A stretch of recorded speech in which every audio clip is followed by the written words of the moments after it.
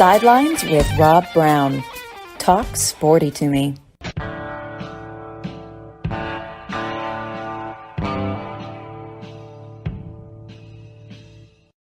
All right, welcome to Monday's edition of Sidelines. Rob Browne broadcasting live from Red River Ford Toyota in Wynne, Arkansas.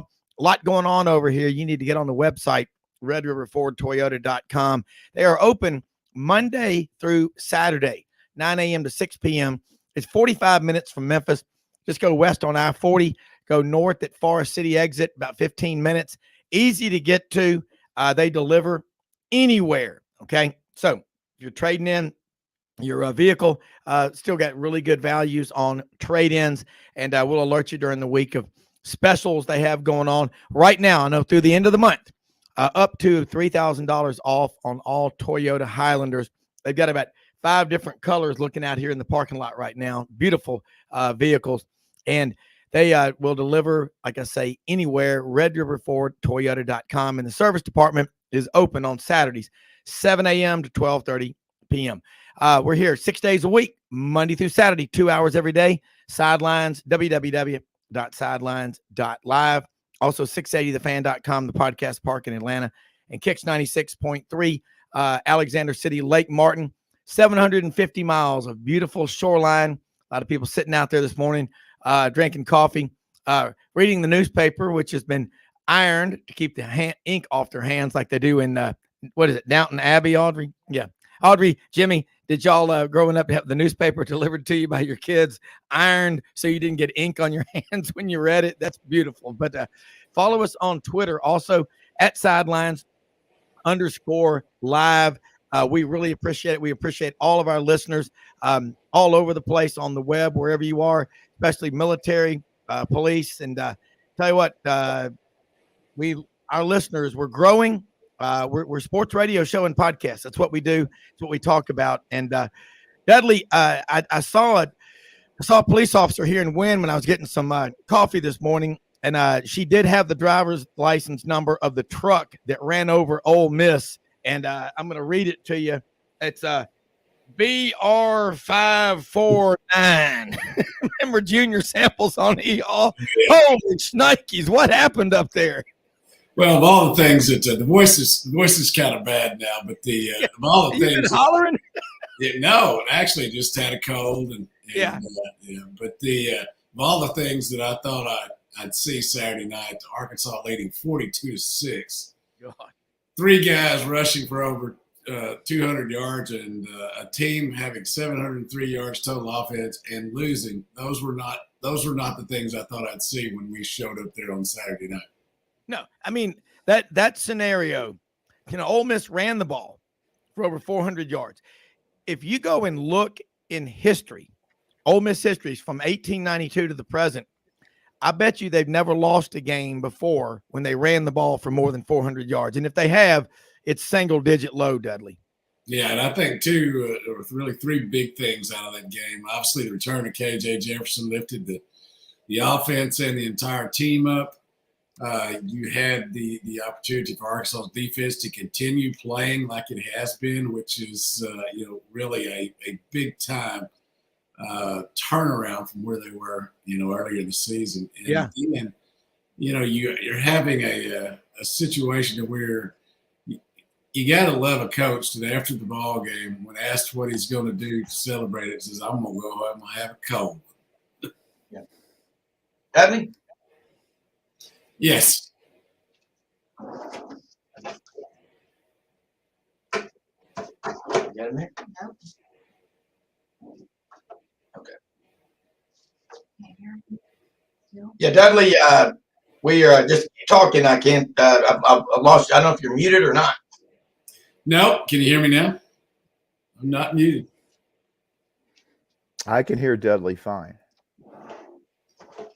So it's a Rob problem. Oh. How you doing, Jimmy? Yeah. Hey, I'm doing Yeah, keep well. going, keep going. Sorry about that. Well. Okay. Yeah. Jimmy, can you hear me? I can hear you fine. Okay. Sorry about that. We had a everybody. little technical difficulty, but go ahead, Jimmy. I'm sorry. No, Dudley, I think this was a case of just a combination of things. I think Arkansas felt that they had a score to settle with Ole Miss, considering the way they lost at the end of that crazy, I don't know if it was 52-51 game last year when they went for the win on the 2-point conversion and didn't make it. But after, playing LSU just toe to toe for 60 minutes, it just seemed like they were ready to play this one. But the turnovers were really big. I mean, Ole Miss turned it over 3 times. Arkansas did not turn it over. The Hogs took advantage of those Ole Miss mistakes. And then I thought, too, it was telling Ole Miss had the ball in the Arkansas red zone 5 times. They only got 16 points out of it. And then the Sanders interception right before the half to set up the touchdown that made it 35-6. I think at that point, that just put it out of reach, although we all know it's a 60-minute game, and we've seen deficits like that disappear. But the Hogs just seem to have everything going for them. Yeah, it was a Saturday night home game that went really well for them for a variety of ways. It was as soft-spoken as I've heard Lane Kiffin after a game. I mean, we could barely hear him. He obviously was disappointed in how his team played. As you mentioned, he talked about the turnovers, 3 turnovers versus 0 for Arkansas, and really penalties, 12 penalties for 116 yards for Ole Miss, including 2 that brought back touchdowns. On pass plays that were holding calls that really just stymied what they were trying to do early on offensively. Dudley, when you look at the way Arkansas played, we talked about how 2 years ago that was the game late in the season, 6 or 7 turnovers by the Razorback defense against Ole Miss in 2020. That was Grant Morgan's breakout game. I think he had 18 tackles, a pick 6, incredible day. Here you go, 2 years later, Arkansas backed into the corner. Got to get at least one of the next 2 at home against Ole Miss or on the road at Missouri to be bowl eligible. And I keep going back when you were on last week, and we're on earlier in the week than normal because of Thanksgiving Thursday, there won't be a show. But you said this could be a better Arkansas team, but because this schedule is very difficult, may not have as many wins as last year. You also talked about last year you win 9, fans logically think you're going up to 10. It's not that easy. But this Arkansas team now at 6-5, you think about that A&M game. If KJ's healthy on the road at Mississippi State, what happens? And then you think about Liberty and LSU. How many games you go down literally to the last play? 3 or 4 this year? It's just this is a good Arkansas football team. Not great, but they're good enough they should have 9 or 10 wins. Yeah, as we were speaking last week, this is a team last year, a program last year that won the close games. That's why they got 9-4. They said it's 6-5 here this year because they haven't won those close games. Tell you what, Hudson Clark will probably be in Ole Miss lore for a long time. He's the young man that intercepted 3 of those 6 passes that Matt Corral threw 2 years ago up here. In a little play that maybe didn't get as much of attention. Bryce Stevens fumbled a punt deep in Arkansas territory. Hudson Clark jumped on it. Arkansas took that and went for a touchdown, like 76 yards drive. It's Ole Miss having a ball, really ready to, probably get their offense going. Well, Sam Pittman and the way he approached this game, to me, and we were talking over here Saturday before, during, and after the show and win at Red River Ford Toyota. I said, you got Arkansas at home backed into a corner, desperate, and they've got to get this win. And Ole Miss is coming in off a loss to Alabama, where, okay, now we're out of the running to go to Atlanta, but you still ought to have enough pride as a team. I'm speaking about Ole Miss to come fight. But Arkansas's game plan, I can't remember a game with stats like this for a team like that runs for over 400 yards like Ole Miss did, and they lost. Yeah, and Arkansas ran for 365, and that's obviously you got to give those coaches a lot of credit. They did come up with a game plan that and really a healthy KJ Jefferson makes the game plan a lot better. Whether he's throwing the ball or running the ball, he was 17 of 22 through the air for 168, 3 touchdowns all in the first half. Matt Landers caught 2 of those, did a really good job in getting open. But as I was saying earlier, I think the coaches not only prepared well going into the game, but I really liked the fact that after the ball game, when they asked Sam Pittman what he was doing, what he was going to do after the ball game, he said, "I'm going to go home and have a cold."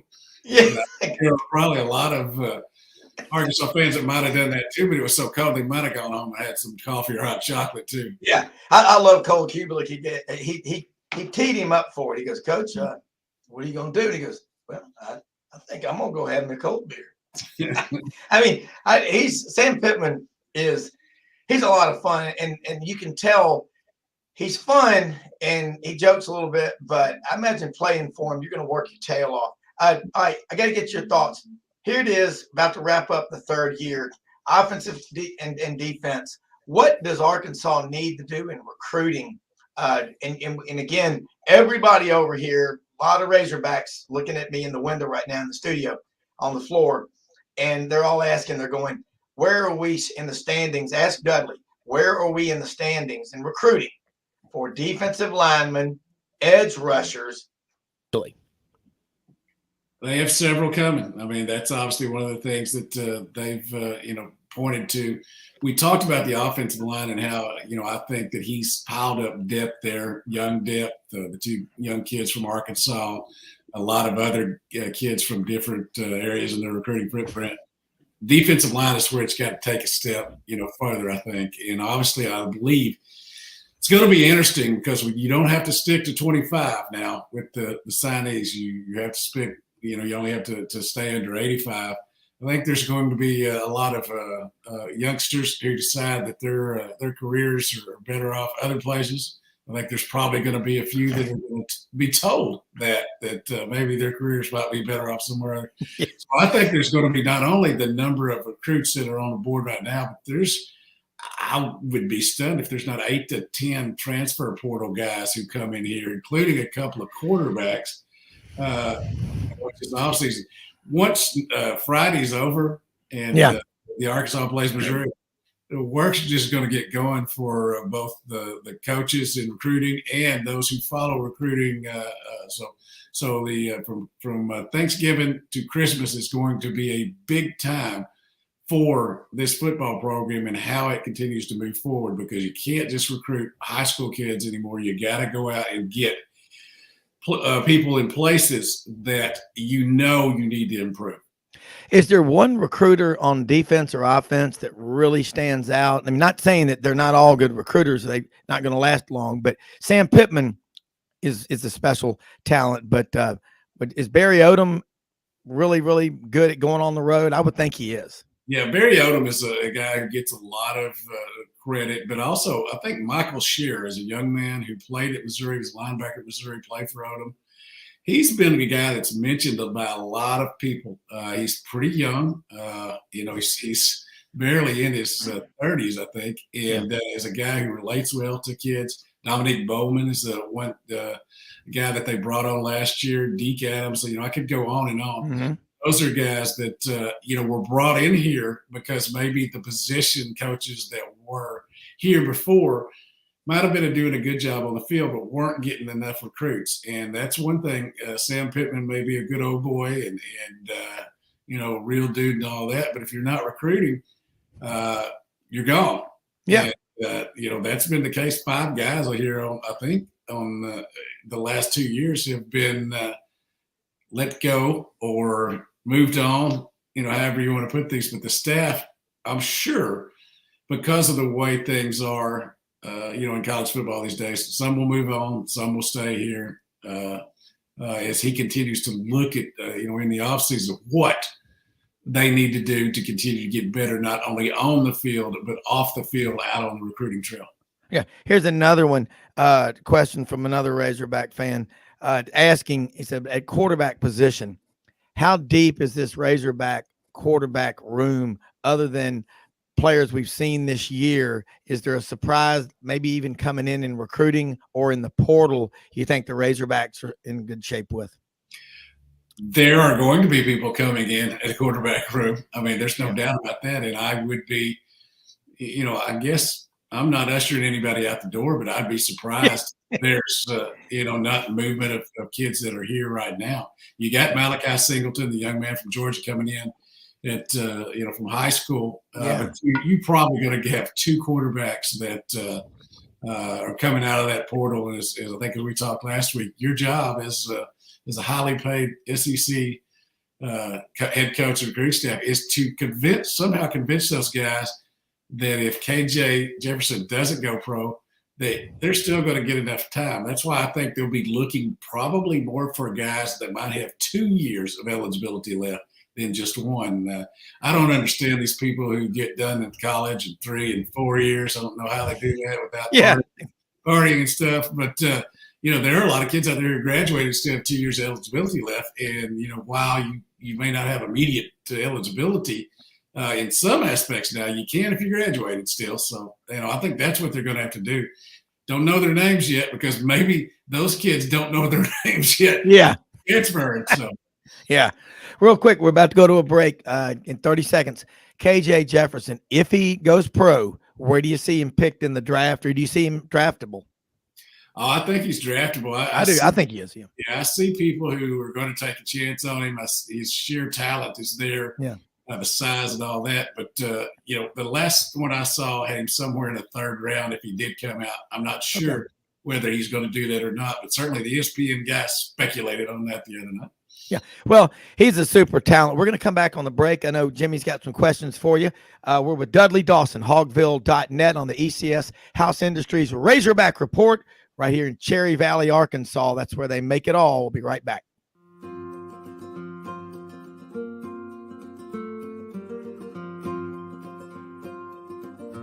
Hey everyone, my name is David Wisdom. And I'm Shelby McNeil, and we're attorneys with Haggard, Cleveland, Pierce, Thompson & Short, your local Auburn law firm. Established in 1959 right in the heart of Auburn, Haggard, Cleveland, Pierce, Thompson & Short has grown in response to our clients' legal needs. We're a full-service law firm focusing on the legal issues our clients face. We take pride in providing our clients with exceptional legal services, ongoing communication, and skilled representation. If you have any questions about our services, please give us a call or visit our website today.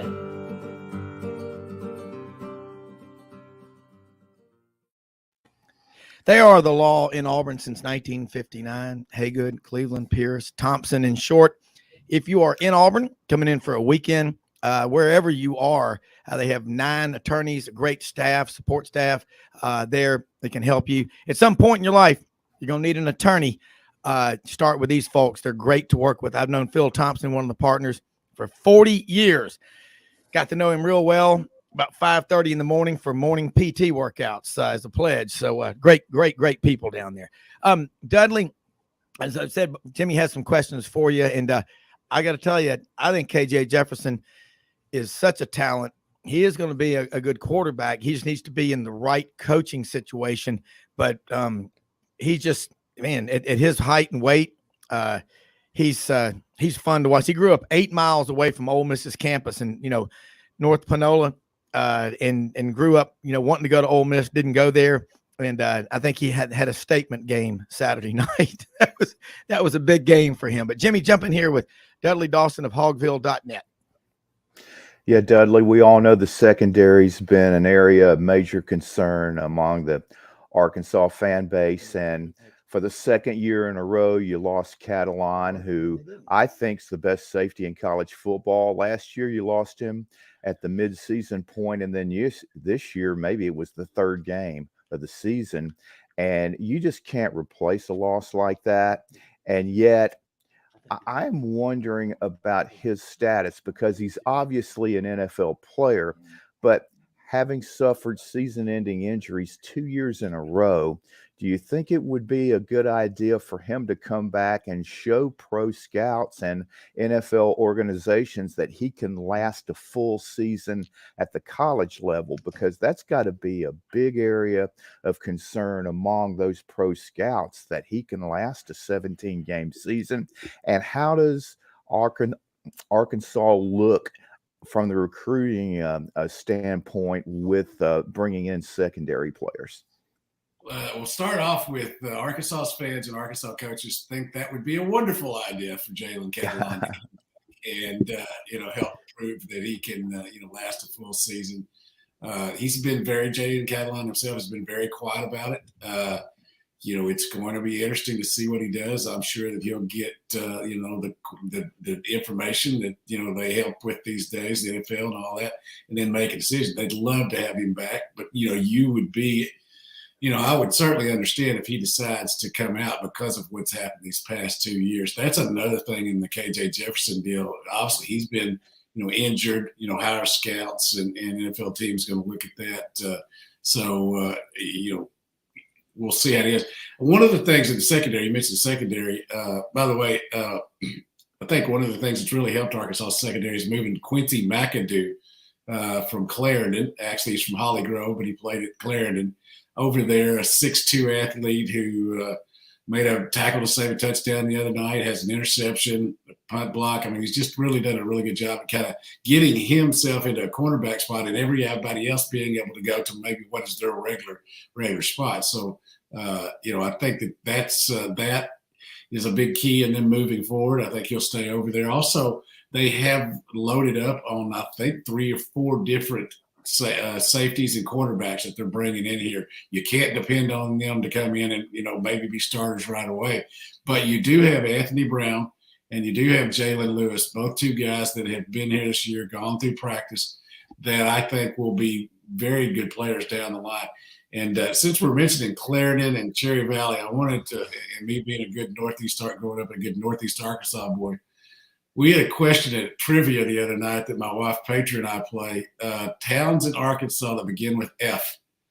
This one right here was the only one to mention Fair Oaks.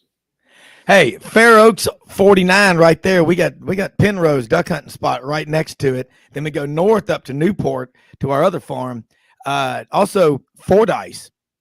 Oh yeah, we got a lot of them. Hey, home of the Red Bugs. Now, my grandparents are from Helena, and I was telling a story. I was in Shadden's barbecue shack down there in Marvel. We got a lot of our family. They're all buried down there in Helena. Quarles, Polk, Pillow, and Coolidge, all of them all down there.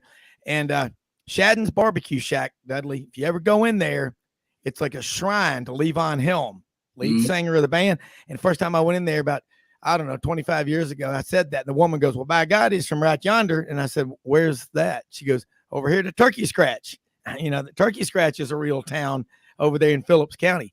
But I'm going to tell you what, you're talking about these small towns in Arkansas. 8-man football. The guys over here at Red River, Rusty Howard, he's from Bologna. You know where that is, don't you? Oh, yeah.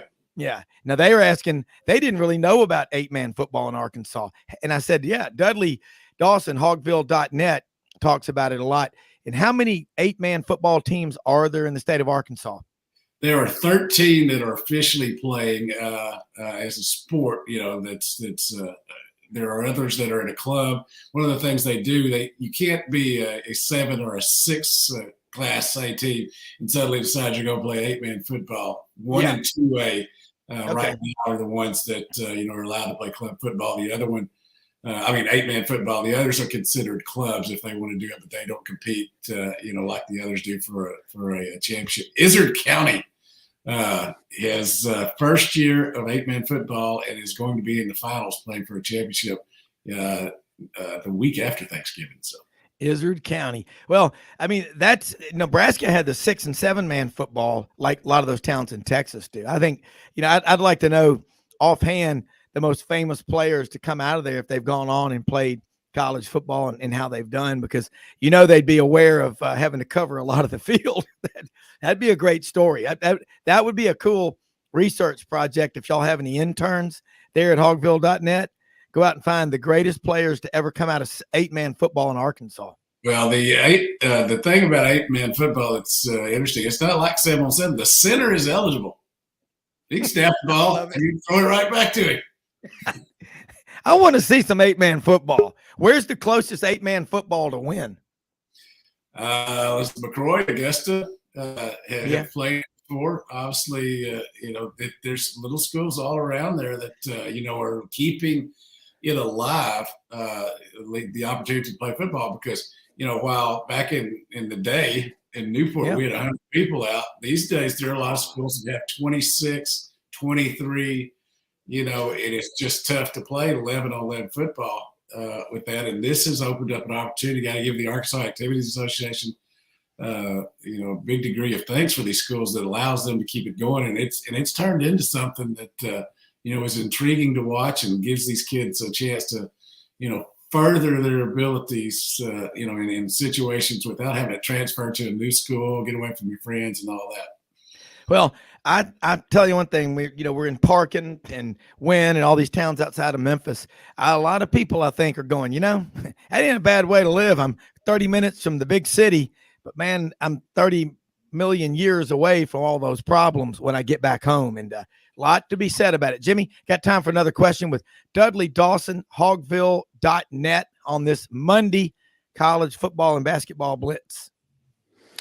Well, Dudley, when you talked about the F club of high schools in the area, I couldn't help but think that none other than Paul Bear Bryant was a Fordyce Red Bug.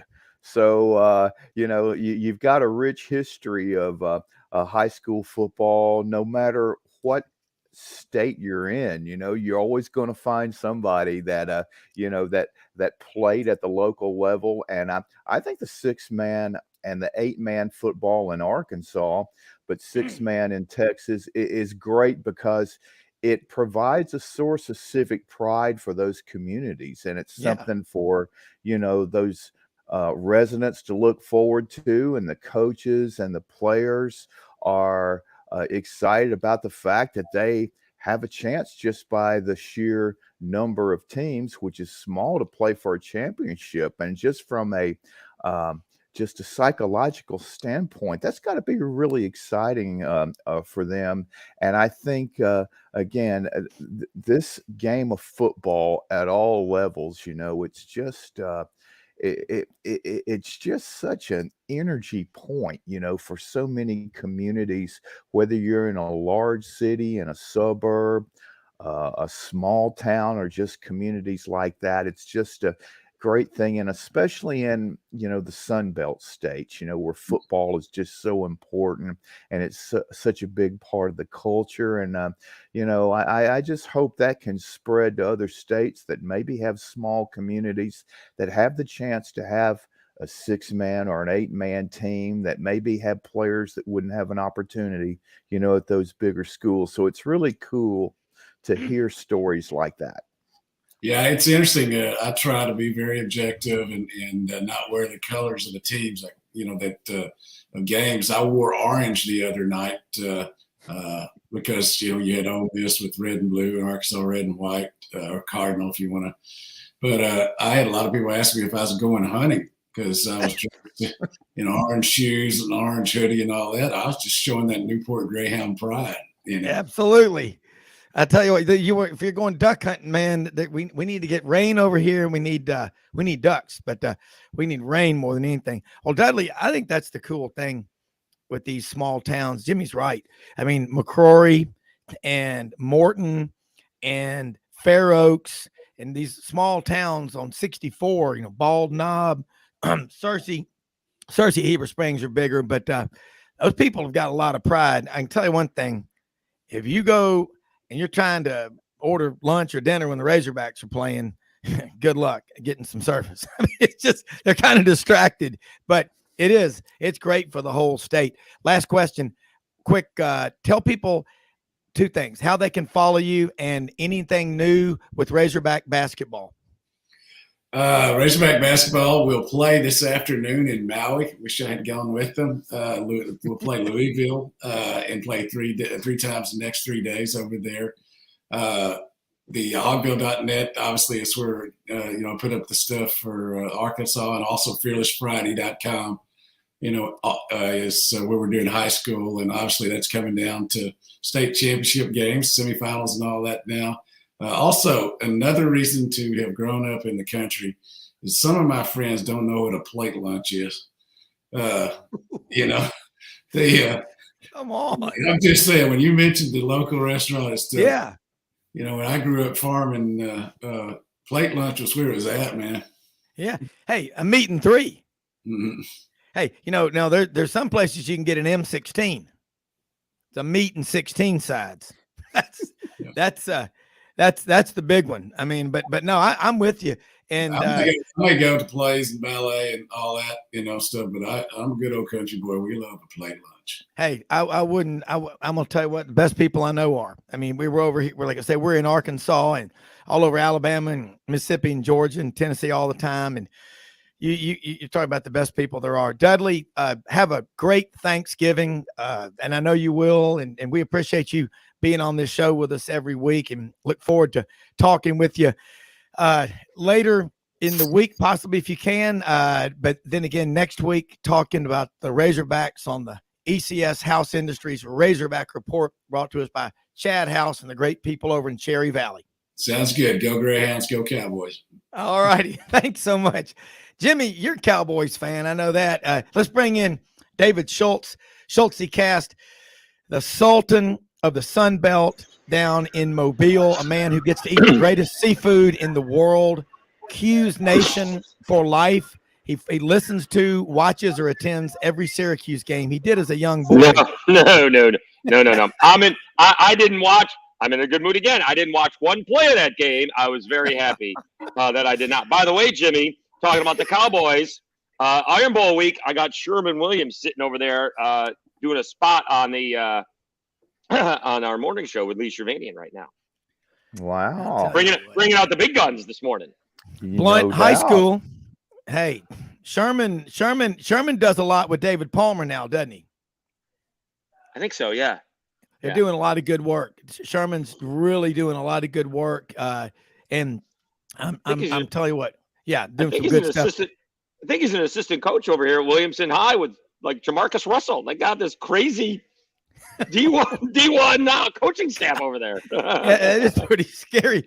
Hey, all right, we got to ask you, man. What a weekend! And Jimmy and I, just talking with Dudley Dawson, Hogville.net. I got the license plate of that truck that ran over Arkansas. I mean, over Ole Miss. That was brutal. Let's talk about this SEC. I mean, the wild one. Who saw this one coming? South Carolina 63, nobody. Tennessee 38. I mean, what in the wide world of sports? What's the takeaway on that? My guy Connor O'Gara was like, Ratliff is going to have this Heisman Trophy kind of year. It only took him until like week 10 or week 11 to become a Heisman Trophy worthy. He was outstanding. As far as Ole Miss goes, Jimmy, you're going to hear this a lot, and it happened with Les Miles at LSU, and Ed Orgeron was big on not letting it happen. Don't lose the same game twice. Ole Miss just lost the same game twice. Ole Miss lost to Alabama, and they never recovered. And I can give you an example of something that happened in the Sun Belt. Same thing happened to Georgia Southern. Georgia Southern was up 21-7, rolling against the South Alabama Jaguars. They tried a fake punt, and they haven't been in a game since. They got steamrolled on a short week by the Cajuns. They got steamrolled by Marshall. Ole Miss has just lost the same game twice, and it's not the easiest thing to do to get over a loss like that, but that's obviously what happened. They were not ready to play. They were still thinking about the Alabama game, and we'll see what happens.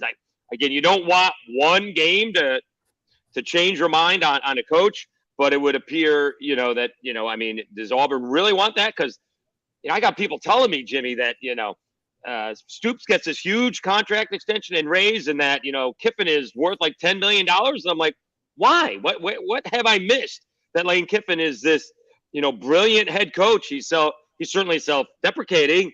And, he had a good line, like maybe after, if they watch the first half, I'm not a candidate at Auburn anymore. But I'm going in right now, guys. And I know I got off topic a little bit. I'm telling you, my thought is Hugh Freeze will be the next coach of Auburn. That's my guess. It feels like we got a little Jimmy Sexton negotiation going on at Ole Miss, and I think he's going to stay there. And they're not going to get past, if they want Hugh Freeze, they're not getting past Hugh Freeze. Hugh Freeze will take the job. Well, I just think the Lane Kiffin thing, it's usually going to be someone that no one's talking about, but they're talking about Freeze. But I know they built him a big house up on the mountain, but I think he's interested in the job. And Lane Kiffin, I will say this too, boy, you wish you could keep that stuff quiet. And I don't know how much of an effect it's had or not. I think it's more really losing to Bama, being out of contention for Yeah. the SEC championship. That's what hurt them. But Yeah, I mean, is Jackson Dart giving audibles out there thinking, we're going from a running play to a pass play, but is Lane Kiffin going to be here next year? Come on, I don't buy he ain't that. thinking about that. No, but he's not. It's been a distraction, and a lot of people went nuts about the people on the telecast Saturday night. Look, we're going to take a quick break. Going to come back. Got a lot to cover. Dave Schultz, the Sultan of the Sun Belt, the SEC, the seafood connoisseur of the Gulf Coast, with us right after this.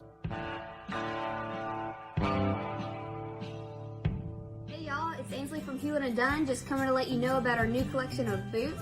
It's going to be our dress boots. They're the horsepower collection, and they're genuine exotic leathers and really comfortable. Comes in all different sizes and patterns, so come check them out.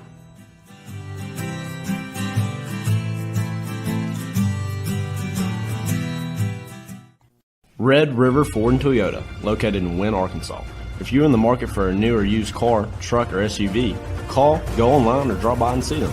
Located 45 minutes from Memphis, go off the 4-City exit on I-40 and go north about 15 minutes on Highway 1. Easy to work with and still believe in customer service. If you live out of town, they will deliver your vehicle to you. RedRiverFordToyota.com. Just see what they can do. Strengthen your seed zone this spring with quality tillage equipment from House Industries. Located in Cherry Valley, Arkansas, House Industries specializes in manufacturing superior equipment that will minimize your downtime and keep you working in the field. To ensure the highest quality control, all design, fabrication, and testing takes place in a 99,000 square foot manufacturing facility located right here in the heart of the Delta. Locate your nearest House equipment dealer online at houseindustriesinc.com. House Industries, breaking ground. Sidelines with Rob Browne. Talk sporty to me.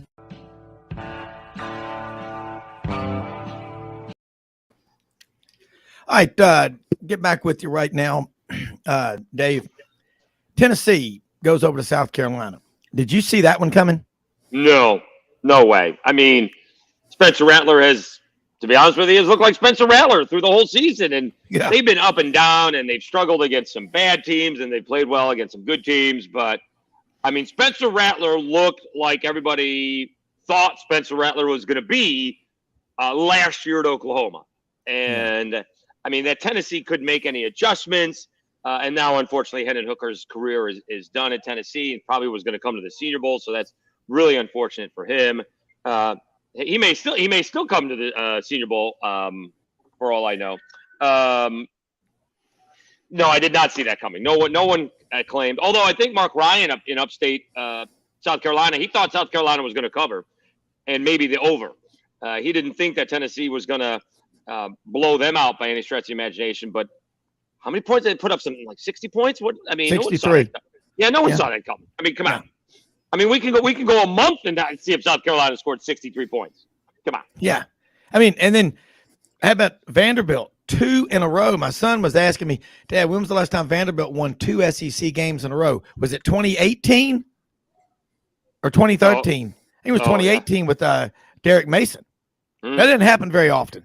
No, it doesn't. Again, I'm not going to go crazy. I didn't see any of that game, but I'm not going to go too crazy. I presume that Anthony Richardson didn't play up to that standard. He's been, he can be inconsistent not only from game to game, but he can be inconsistent from possession to possession. So again, I'm not too worried about it over there with Napier. He'll get it going moving forward. He's still got a great recruiting class coming in. He does. So I mean, give it up to Clark Lee, man. They had, their over under, Rob, for SEC wins this year was a half. Their over under was a half, and maybe like 2.5 wins. And I think they got 3 wins right away. And now they got 2 wins in the SEC. And, you only have to win like 6 or 7 games at Vanderbilt to be successful. So it's not that bad. And Clark Lee's doing a good job. And, congratulations to them. I think that's outstanding. Well, think about this, Jimmy and Dave. One more win. Say it. One more win. Bless you. They're bowl eligible. They beat Tennessee. I mean, this is what. That's not out of the realm of possibilities with Joe Milton playing now, right? It's not. Jimmy, do you think it can happen? After this past weekend, we all know that anything can happen. I mean, Yeah. come on. South Carolina got annihilated at the Swamp 7 days earlier. They didn't look like they could score against Hoover. And, they just come out with a completely different scheme. And Spencer Rattler looked like an NFL quarterback. I mean, the confidence he played with, 30 for 37, 438 yards and 6 touchdowns. And I think I can safely say this. What we saw Saturday night was the first and only time you will see Tennessee football wearing pumpkin orange helmets on a football field on game day. I mean, those things looked absolutely hideous, but had they won 63 38, you would have probably seen them again because football coaches are such a superstitious lot. But I'm telling you what we saw Saturday all across the college football landscape was shocking. I mean, that Baylor TCU game was unbelievable. Michigan, Illinois, and if I'm Brett Bielema, I am absolutely livid with that blatant pick play that Michigan got away with to keep that winning drive alive. And to make it worse, Dave, after they didn't call the pick play, they called the interference on Illinois the next play that got them in easy field goal range.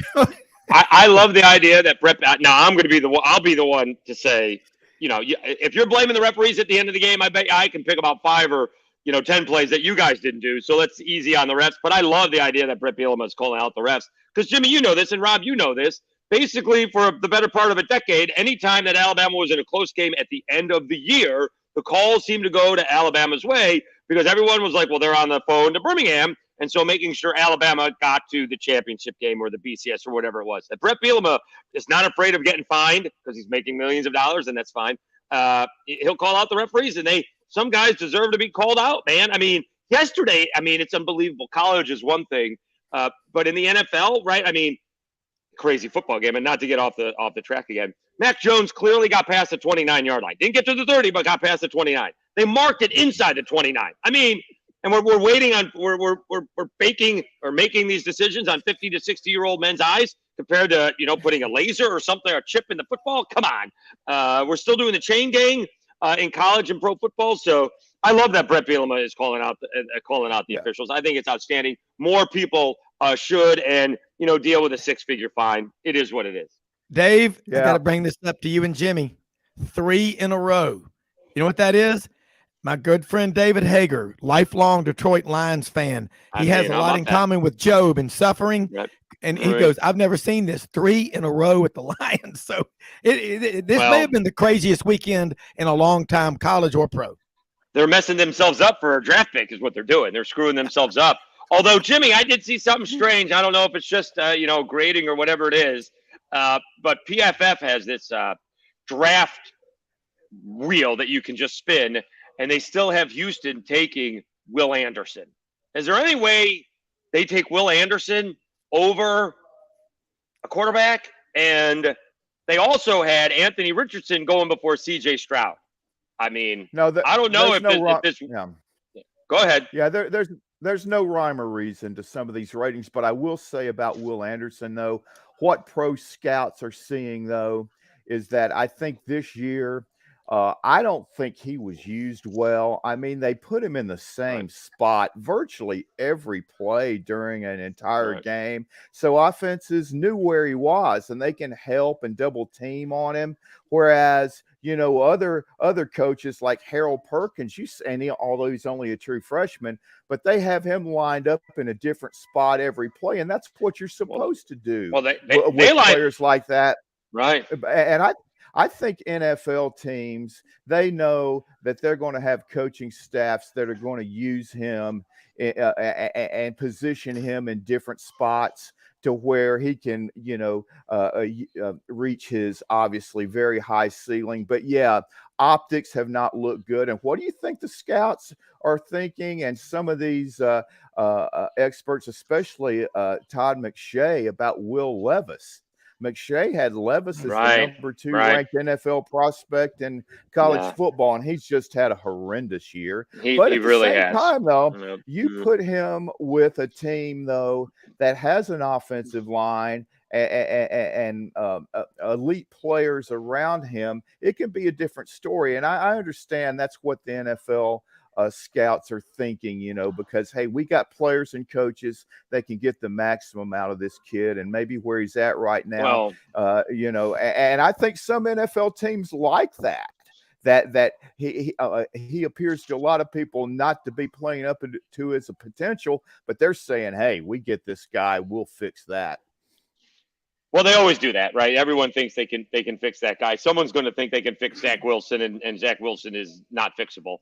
But it'll be interesting because, for Levis to get that, he's going to have to fall, and he'll be on a better team. Whereas the higher he's picked, the less talent he's going to actually have around him. So we'll see. And certainly, I didn't mean anything about Will Anderson may be the best player in the draft.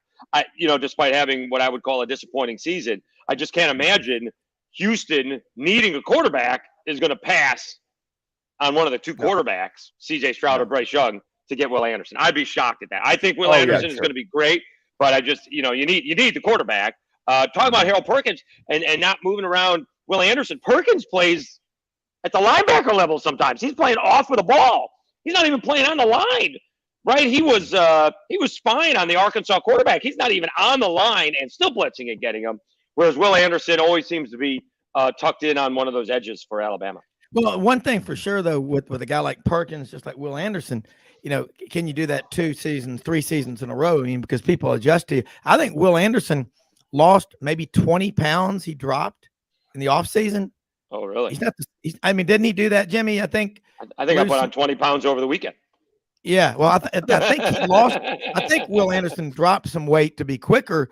I don't know if he gave up strength, leverage, or whatever. You got Dallas Turner on the other end. You got Henry To'oTo'o behind him. Something's going on with Alabama. You can't lose 6 or 7 assistant coaches 3 or 4 years in a row. Now, they didn't lose that many last year and not feel it. Eventually, you're going to have a lot of people. You don't have enough people around you on that staff at Alabama or any place that remember how it was back 3 or 4 years ago. It's different. Yeah, I don't know, Jimmy. I was on my way to the South Alabama game in Hattiesburg, so I got a chance to listen to Chris Stewart, who, by the way, him and John Parker Wilson do a fantastic job. I may have to go back and listen to a couple of things that they said that sounded a little inappropriate, but funny. So maybe I'll go back and listen. But it sounded like Alabama. That game against Austin Peay was Alabama in a nutshell. They have another punt, and they have another guy touching the ball on the punt and giving the ball back. They have another touchdown taken back because of a legal man downfield. I mean, everything that we saw in that Alabama game has been the way they've been playing all year long. And the one thing that I've noticed, and maybe it's just me, my ears, whatever it is, sometimes we hear what we want to hear. And you hear Nick Saban say, we need to get back to the culture. Well, remember a couple of years ago when the Mac Jones crew was there, and probably was Dickinson in center, and Devontae Smith, and the wide receivers were there. And probably Alex Leatherwood was still there. And regardless of what his pro career has been like, we heard that year, Jimmy, how great the leadership was on the team. So basically, it felt like any issue that the players had, the leadership group would handle it and go to Nick. And Nick, any issues that he would have would go to the leadership group, and they would take care of it. I don't hear anything about leadership in this group. I don't hear anything about it. A couple weeks ago, Will Anderson came out and said, we have to stop playing for individual awards and start playing as a team.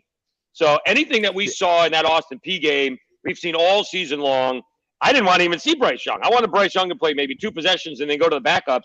I know they didn't score, and maybe it's a different, mindset if the backup quarterback is playing. But is anybody convinced that Alabama wins that game with Jalen Milroe or Ty Simpson playing?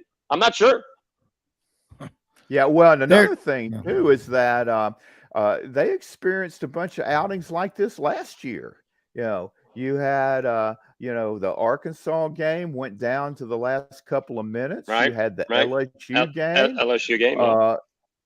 That the final play from scrimmage, they knocked a pass down at the goal line. I mean, they had a bunch of lackluster outings, and they said, "Well, Auburn game, that Auburn game, Auburn game, 10-0. That was a no-show, really, until they pulled it out with the 98-yard drive, and then they said during the spring, Saban, I really like this team. I really like the leadership.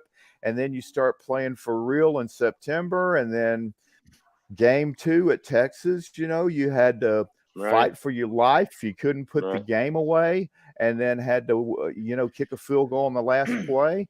6 of their last 8 road games, or 7 out of their last 9, have been 1 score or less, and about 5 of those have been decided by a field goal. So, they've got some issues to fix, and they are going to be making a number of coaching changes this year for sure.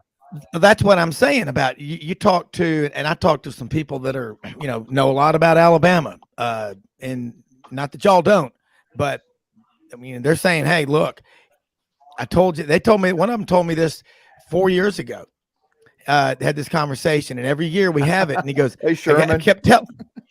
Hey, Sherman, how are you doing? Sherman Williams right there. Hey, welcome aboard. Hey, I told you. I'd love to have him on the show. I hear he's doing some great work. But the one thing about Alabama is it's strange, is Nick Saban, as myopic and focused as he is, when you lose those assistants, you got guys that come there for a couple of years, check the box. I was on Saban's staff. You've got to be careful. You don't have that Scott Cochran guy in the locker room, the strength coach, just going in there and getting people going. And they're still the pinnacle of college football. But you've got to have some continuity. And Pete Golding and Charles Kelly are, I guess, co-defensive coordinators. I mean, you go back, Jimmy just listed it all. The last couple of years, the number of games that have gone down to the last drive, the last play. There's a reason for that. There doesn't seem to be that sense of urgency. And if Nick Saban's not going out there to the coaching clinics and he's relying too much on the word of someone who gave the word of someone who gave the word to someone else, eventually he's got to go back out there and meet those people, because he is the best coach, I would say, in college football ever, when he's got they're still getting the guys. Talent. Yeah, they're still getting the guys. They're still getting the guys, but I mean, it's just I'm talking about the play on the field. Talent wise, they are stacked, and that's what you got to be careful of. Is if you're not developing those guys, you're going. Look what's happening. When was their last dominant performance against a top 10 team? SEC championship. SEC championship. Yeah. That's my point. Last year, and then they lost to them. 4 weeks later. The most of the earlier Saban teams, they just dominated everybody, and we're up 10-0 before kickoff, kind of like Bryant was. Now the offense is just like it used to be. You're not going to Alabama's not holding anybody to 10 points anymore. Austin Peay notwithstanding, so that's not going to happen, right? They're more apt to give up 52 than to hold a team that can score to 10, right? I mean. Yeah, I mean, I defensively, I guess they did a pretty good job on Ole Miss, right? I mean, they held them to 24 points and only 7 points in the last 35 minutes of the game. The difference is Alabama's not scoring 45 or 50 against Ole Miss. They got 30, and against Tennessee they got 49. But against LSU they only got 28 or 30. That they're missing that 10 or 14 points right now because they don't have those great wide receivers. When you had Jerry Jeudy, Henry Ruggs III, Devontae Smith, and Jalen Waddle, all 4 first-round draft picks out there playing on the same roster, you dominated people. There are a couple of places they got to fill the gaps, but talent-wise, they've got the number 1 roster in college football. Georgia's maybe 1 percentage point behind them. Well, even then, Dave, last week against Ole Miss, it followed a similar pattern. Had they scored a touchdown on their last possession, it would have given them a 2-score lead. Instead, they had to settle for the field goal. And then Ole Miss gets the ball, and Alabama had shut them down the entire second half. But on the first play, with the game on the line, they break a run for 15 yards. Then they break one for 45. And then all of a sudden, you're hanging on for dear life. And the same thing happened against Texas. They couldn't get a yard on 2 plays on their next to last possession. And then Texas drives down. Bama can't stop them. They kick that 50-yard field goal, and they have to drive down and kick the winning field goal in the last. We're going to take a quick break. We're going to be right back with more David Schultz, Rob Browne, Jimmy Hodge on Sidelines Monday Blitz.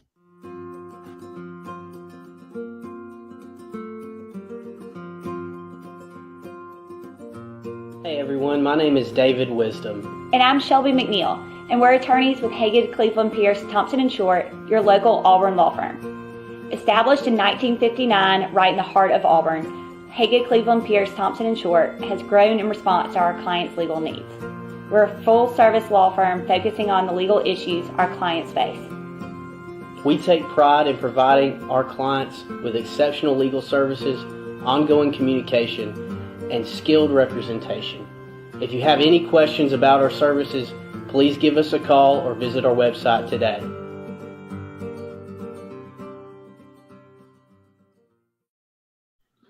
All right, Rob Browne back with David Schultz and Jimmy Hodge. David, looking at another one, Georgia, Kentucky. You got a few more minutes with you. Georgia, I thought would play a good game, a really good game. Kentucky gave it everything they had. Georgia get to win 16-6. On the road at Missouri, close game down to the last play or two. This one, Georgia was in control, but you know what? The two biggest games they've had all year, Oregon and Tennessee, they have absolutely been dominant in those games. Is Georgia hands down the best team in America? I think they are. I think so. We'll see what happens with the Big Ten guys. Playing at home, I mean, just playing on the road, something I've learned. Just playing on the road especially in college sports, but pro sports too, but especially college, playing on the road's hard. It just is. For whatever reason, it's just hard. So, you win by 1, you win by 30. It's hard. Alabama on the road, making things hard.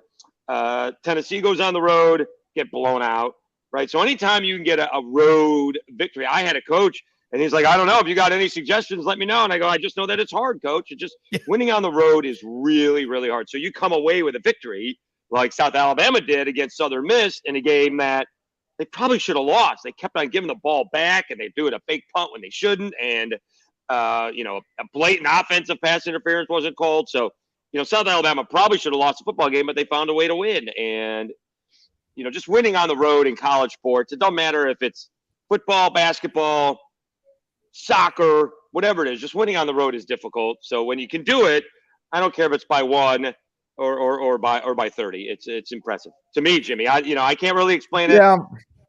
Well, I think one thing Dave, in the SEC, it's totally different because with the possible exception of Vandy and maybe Missouri, every SEC venue is a tough place to play for the road team. Right. I mean, even at Mississippi State, you got the Cowbells, Vaught Hemingway. When they've got it going, it's really loud. Every place you go is tough, where a lot of these other conferences, you have a lot of stadiums that have open areas in the end zone where, the noise is just no factor at all. But in the SEC, virtually every place is a double-decker all the way around. Some places triple-decker. The noise goes straight down, and it's just really, really tough. But I will say, I'm not totally sold on Georgia. I thought Kentucky was ripe to get beaten by 5 or 6 touchdowns on Saturday.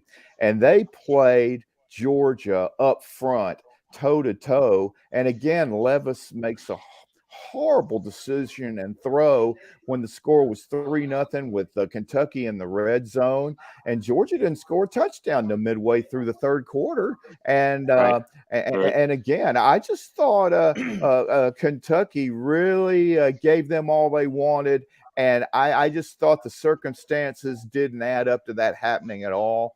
But Georgia, I mean, they're a really good team, but there's no dominant team in college football in my mind. I've just seen Georgia have that outing at Missouri and at Kentucky, and I still have some questions about them.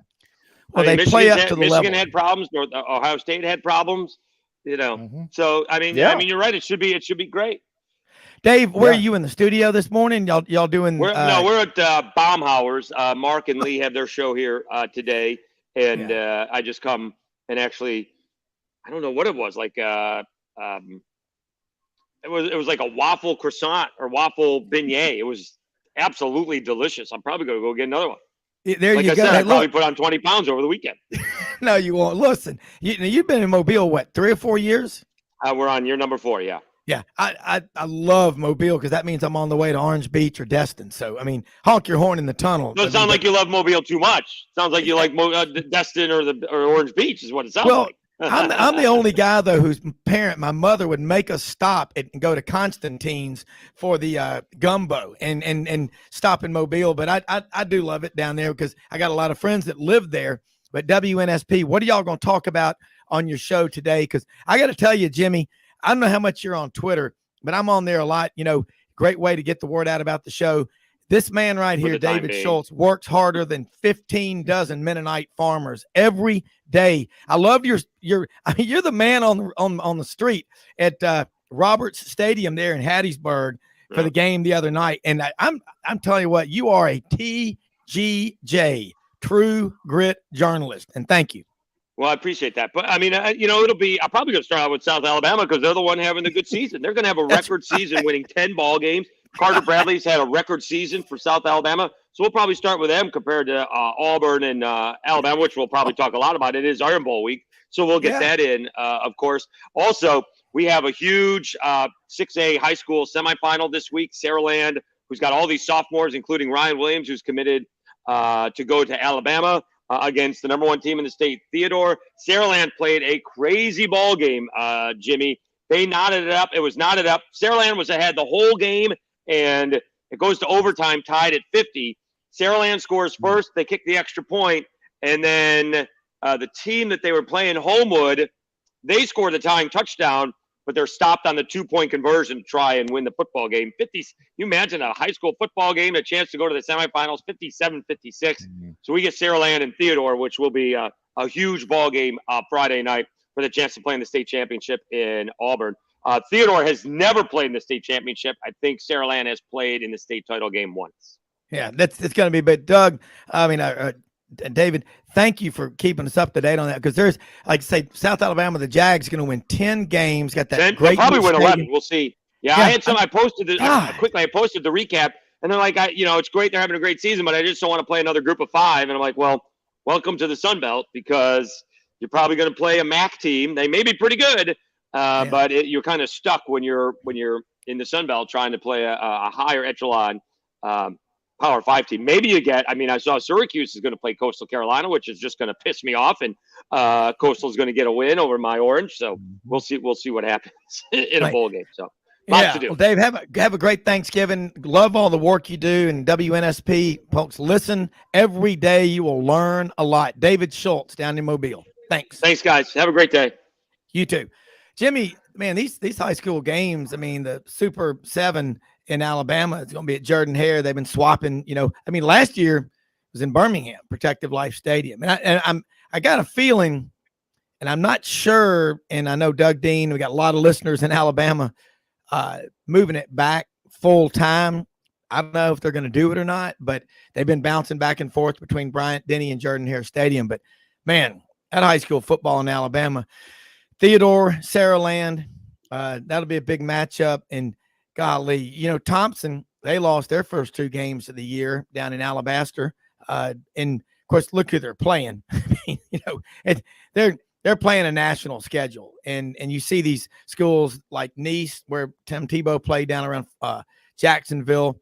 You start playing a national schedule, it's going to make you better. Mater D, where these great quarterbacks like Bryce Young come from out of California, they've been playing a national schedule with road games since they were, in 9th and 10th grade. That's why, and you talk about, Jimmy, real quick before Yancy Porter joins us, best player on the Alabama team this year, hands down, it's Bryce Young. You take away Bryce Young, they might be 5-5 or 6, or I'd say 7-4 easily without Bryce Young. They could be 11-0 right now or 7-4. Yeah, it's that much of a variant. Yeah, you have all those plays coming down, games coming down to the last play, and again, in this day and age, like I said last weekend, that just gives you the ultimate example of how you cannot predict what's going to happen every Saturday, no matter how bad a team looked the week before. Like Kentucky, after that loss to Vanderbilt, nobody thought they were going to play within 5 touchdowns of Georgia. Same thing with South Carolina after getting blown out at the Swamp. Everybody, including myself, thought the outcome was going to be exactly the opposite of what it was in Columbia. So, again, I don't know how those people in Vegas do it, but I'll leave it to them, because I'm not going to be taking any chances trying to predict what's going on with these 18 and 22-year-olds every Saturday. Yeah, well, the Tennessee game, strange one, but I try not to look at what a team does when I pick my games the week before. I just hope, and like you said earlier, you better hope as that team goes, they don't let a loss the previous week beat them 2 weeks in a row. And the Ole Miss looked like they were hanging their heads down against Arkansas. And then you got to figure Arkansas, look at it from both angles. Arkansas had so much to go for in that game. Number one, they're just fighting for bowl eligibility. Right now, you've got Ole Miss at 8-3, just fighting to keep the team motivated. What you better be careful for right now. Now, if you got guys on that Ole Miss football team that can't get fired up to play in the Egg Bowl, they should not be dressed out Thursday night.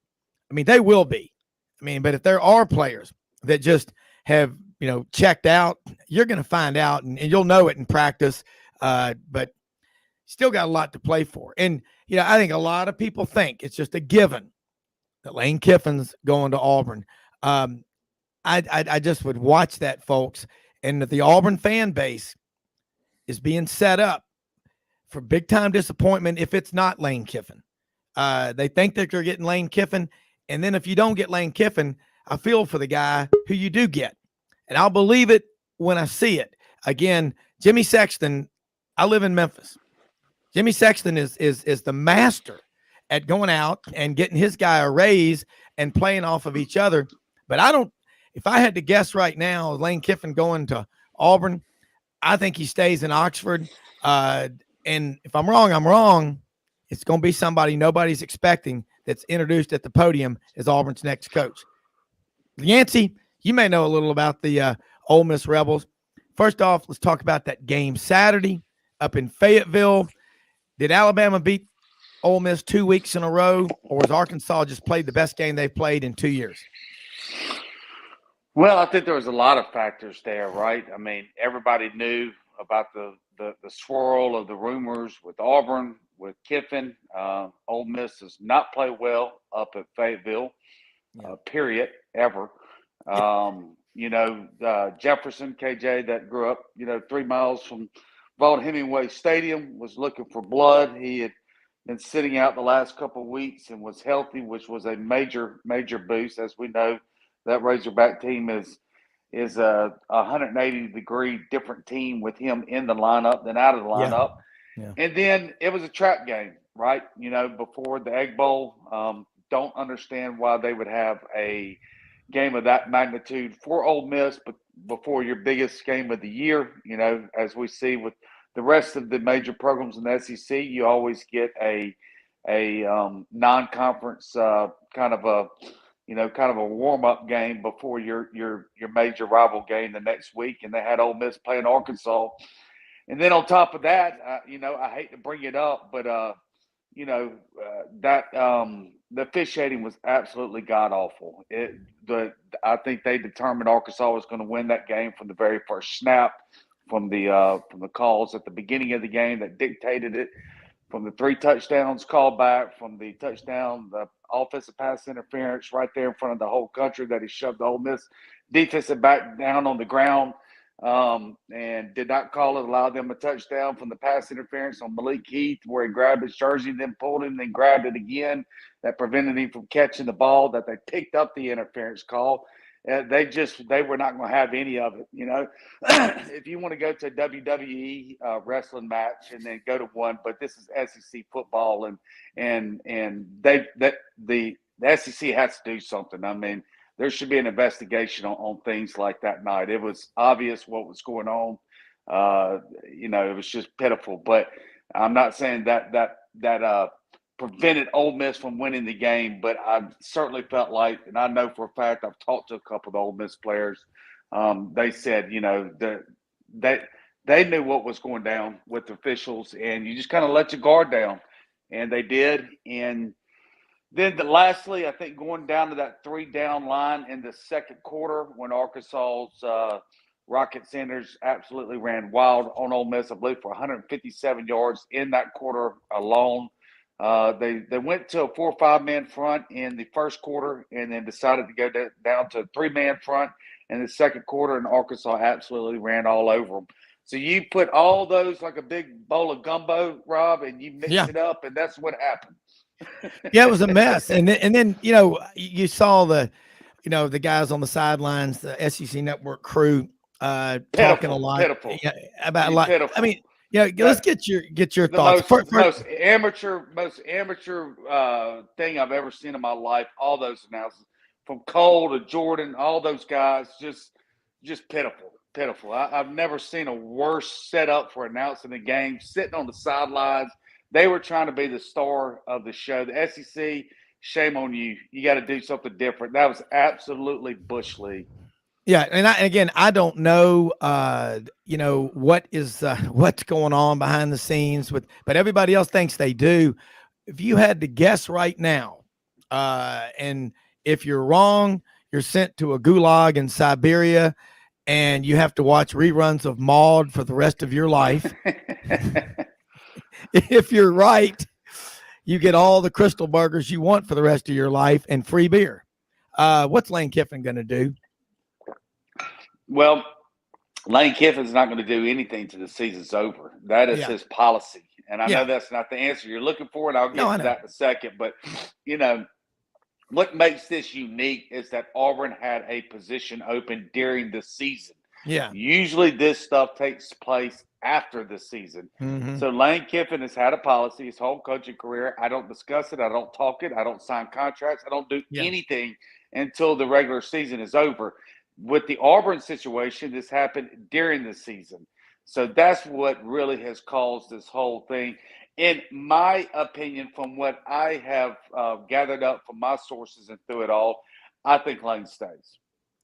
Yeah, I mean, I just think that the way it was handled on TV, and I love Cole Kubelik. I think he does a great job, but I would prefer that you not be down there on the field like that and focus on the game. And what's bad is that stuff. You just wish you could keep it quiet, but that's what happens now when you fire a coach. And this is primarily, in my opinion, Yancy, I think Jimmy would agree, and everybody in the free world with at least one ear on their head would agree, is because of the December signing date. I wish we would push it back to, as they say down south, February. There's no R in there, is there? February. Yeah. Push it back to February, because this is crazy what is going on right now. You're forcing – some of them 4 or 5 games into the season, and it can ruin another team. You need to be respectful of that stuff. I don't care who you're a fan of. All that matters. No, you better look at the big picture. Yancy, let's take a quick break. And Jimmy, we're going to take a quick break. We're going to be right back with more Sidelines on the Monday College Football and Basketball Blitz.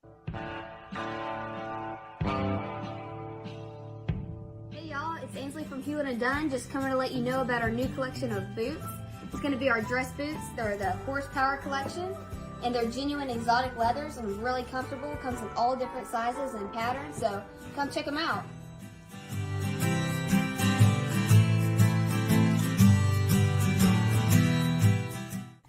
Red River Ford and Toyota, located in Wynne, Arkansas. If you're in the market for a new or used car, truck, or SUV, call, go online, or drop by and see them.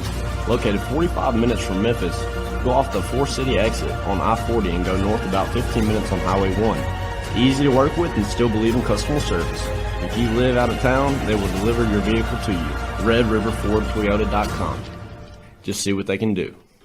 Strengthen your seed zone this spring with quality tillage equipment from House Industries. Located in Cherry Valley, Arkansas, House Industries specializes in manufacturing superior equipment that will minimize your downtime and keep you working in the field. To ensure the highest quality control, all design, fabrication, and testing takes place in a 99,000 square foot manufacturing facility located right here in the heart of the Delta.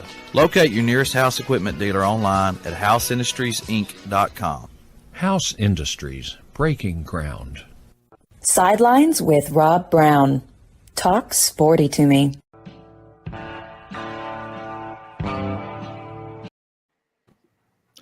All right, Rob Browne back here with you on this Monday edition of Sidelines, the College Football and Basketball Blitz. And Jimmy, here you go. Yancy, you think about this this football season, what was and what is now for Ole Miss, and what Lane Kiffin at Ole Miss has coming back next year. And I will say Lane Kiffin at Ole Miss until he is no longer the football coach at Ole Miss. That's the proper thing to say. But he's got, 85, 90% of this roster coming back. And I know a lot of people have already said Quinshon Judkins from Park Crossing, 35 minutes from Auburn's campus, have already checked him out and Dart and making talk about who all is Kiffin taking with him. Again, Lane Kiffin, very likely, he may end up being Auburn's coach. But right now, he's Ole Miss's coach. And they got the Egg Bowl coming up Thursday. And short of Monday night wrestling or Saturday morning with Lance Banana Nose Russell and Dave Browne at Channel 5 on Studios, 1960 Union Avenue in Memphis. The wrestling there with Jerry the King Lawler, handsome Jimmy Valiant, and Plowboy Frazier. There's no rivalry with more fisticuffs, fighting, tomfoolery, shenanigans, and chicanery than the Egg Bowl. That's become one of my favorite games to watch, college or pro, because, man, those teams despise one another. That's a rivalry. Yeah, it is. I expect Ole Miss to come out a good game Thursday. I really do. The last time Arkansas put a shellacking like this was 2014. I don't know if you remember back then when they were competing. You know, they came out. State was 1, Ole Miss was 2 in the new playoff format. Then Ole Miss got beat 32-0 at Arkansas. You know, they put a whipping on State. So I wouldn't read a whole lot into the Arkansas game as far as their performance Thursday. You know, we know Lane's 2-0 against Leach, and I know State's going to come out and play really good, but Ole Miss just seems to fit that Leach offense with really an immobile quarterback, and I think it's a good matchup for Ole Miss. All right. Jimmy, jump in here with Yancy Porter, Rebel Yell Hotline, Monday nights, 6 p.m. Central, Sports 56 WHBQ in Memphis, and Super Talk Mississippi. Well, after what we saw Saturday nationwide, I'm not making any predictions on anything. I'm just going to let them go out there, kick it off, and we'll see what happens, because there's just no rhyme or reason to college football anymore. I mean, Ohio State hanging on for dear life, Michigan getting some help at the end of the game. And Yancy, you talk about the officiating in that Arkansas Ole Miss game. You didn't see Vandy, Florida, and Kentucky, Georgia. Oh, I saw good Vandy. grief. I saw the Vandy game. That's you know, that's just inexplicable. They tackle what is it about guy, Florida? Well, Yancy, they tackle a guy 2 feet in bounds with Florida having no timeouts left. And then right in front of the Vandy bench, and they rule him out of bounds, and they allow Florida to run another play in which Richardson throws the ball 10 yards out of the end zone. Evidently, the most wide open Florida receiver in orange and blue was sitting in row 5. I mean, that was bizarre. And then you had a Kentucky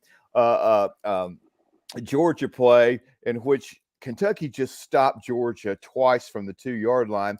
They drive 98 yards, and to score a touchdown. Then they get the ball back. They're driving to get within 1 score, and they got a 3rd down play, and a Kentucky receiver gets knocked down. He can't complete his pattern. Levis throws the ball in that area out of bounds on the sideline, and they call intentional grounding. And Bob Stoops Mark Stoops went a 2-minute tirade on the entire officiating crew. It was just bizarre. But I'm not predicting anything on this one, Yancy. I've seen everything in the Egg Bowl. In fact, the only game Egg Bowl I have attended in person was with my cousin, 1984. Emory Ballard was the state coach. Every Clarion Ledger sports writer picked State to win, and Ole Miss ran him out of the stadium in Jackson.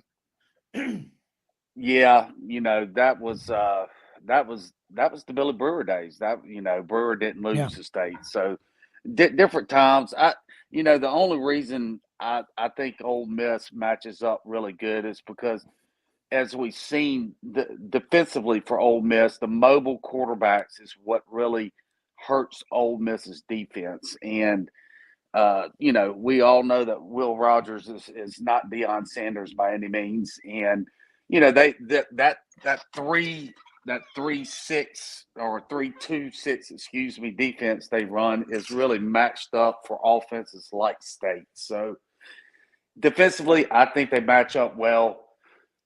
We all know about Ole Miss's offense. They were discombobulated. One thing I noticed that was very odd to me during that Arkansas game, Ole Miss had a factor. It wasn't just all officiating. I just thought they set the tone at the beginning of the game and said, hey, Arkansas is going to win. But, if you noticed, Ole Miss was running the play clock. They weren't getting their calls in to about 8 seconds left on the play clock. Usually Ole Miss has snapped the ball with 28, 29 seconds left. And there were many false starts that were caused by that. They just were not in rhythm. I know they put up over 700 yards of offense, which is unheard of to lose a game, ran for nearly 500 yards. Had 2 running backs rush for over 200 yards. So you would say, well, it didn't mess them up that bad, but it really did. I don't understand what was going on the sidelines or up in the press box to get the calls down to Dart. But that was just – I've never seen that in the history of a Lane Kiffin offense where you're literally getting the snaps off right there with 1 second left. Hopefully they get all that ironed out. I don't know what was going on with that. But, State has a very good defense, as we know. All signs point towards on the surface, with the hoopla with Lane Kiffin for it to be a letdown game for Ole Miss. But I just think that Ole Miss matches up well against Mississippi State. Yancy, you look at this game, and I asked this question. Dudley Dawson, Hogville.net, was on in the first segment. In their history, yeah, he is, and both of y'all are. Your schools inside out, and you're honest about it. I don't think since 1892, and I'll ask my dad. He's listening. He was around then. He's 94. No. Has Ole Miss ever lost a game in their history when they had 2 200-yard plus rushers, rushed the ball for more than 400 yards in a game? I cannot imagine that ever happening. I know a stat on Auburn. There have been 8 times since 1892 that Auburn has surrendered 400 or more yards passing in a game. And Auburn's record in those games is 8 wins and 0 losses. But the flip it around, you run the ball for 400 plus yards. And I don't know, Yancy, you may know it, you may not, but could you find out and let us know? Because that blows my mind. 700 yards offense to lose a game. Yeah, you add 5 trips inside the 15-yard lines with no points, 3 touchdowns called back. It all adds up. 3 turnovers that Auburn gets 21 points off of, regardless how many yards you have. If you don't finish the drive. Yeah, excuse me, Arkansas. Yeah, okay. If you don't finish your drives, and you turn the ball over and you give up minus 21 in the turnover category, it's hard to win on the road, period. I don't care how many yards you get. Yeah. Yancy, recruiting-wise, offense, defense, let's start. What's it look like right now? This and I think, this December signing period is forcing schools to fire coaches earlier in the season, which is having a ripple effect on other schools, especially if their coach is a candidate for whatever job it is. So I want to know Ole Miss recruiting, and I know how big Lane Kiffin is on the portal too. Yeah, first they only have 4 players that have exhausted their eligibility this year. So I don't know how big of a class it's going to be. As we all know, the portal has changed things. You might only have 4 that have exhausted their eligibility, but you might have another 12, 15 that transfer, right? So it'll still be a full class, but I think it's going to be the right players, the guys that most likely don't have the starting job locked up or not the central focal point in whatever area they are, whether it's receivers or running backs or whatever. Right now they got 14 commitments. 12 of them are 4 stars. It's a very solid class. A lot of good players, a lot of players on offense, really focusing on the offensive line, receivers, running backs. As we all know, Zach Evans is most likely headed to the NFL. There's been some debate if that's going to be a sure thing now, but Zach, if he finishes strong against State, I'm sure his stock is going to rise back up after rushing for over 200 yards. And then defensive backs, they're going to lose a few defensive backs. As we know, when you're playing 6, you better be well stocked in that area. Defensive linemen, they only lose 1 out of their 14 defensive linemen, so they don't have one defensive lineman committed, I believe, right now. A defensive tackle out of the Mississippi Gulf Coast, actually. So it's going to be really a lot of defensive backs, running backs, wide receivers, a quarterback, and then obviously linebacker. That's really, if I say the weakness on Ole Miss's team right now, is at that linebacker position. I expect them to pick up 4 or 5, probably 2 or 3 in the portal. Where's Ole Miss struggling the most this year with their first year with Partridge on the defense? DJ Durkin in year 2 had them playing a lot better, and you're starting over with a new guy, a lot of talent, but it still takes about 17, 18 games to learn a defense, doesn't it? Yeah, they played well at times. They played well the first few games, and they played poorly the next few. Then they played well the next couple games after that against A&M and Alabama. Then they played, probably the worst game of the year last weekend against Arkansas. So it's been very inconsistent, very streaky, I would put it that way. That's been the biggest thing that stands out defensively to me. It's just, they played well for a few games and then don't play well for a few games. Very streaky. I can't pinpoint really where on defensively outside of linebacker. I think that the linebacker group, of course, they lost 2 linebackers in the NFL there, and Mark Robinson and Chance Campbell. They need to get bigger at linebacker. If I had to say the thing that they need to address the most is just adding size at that linebacker unit.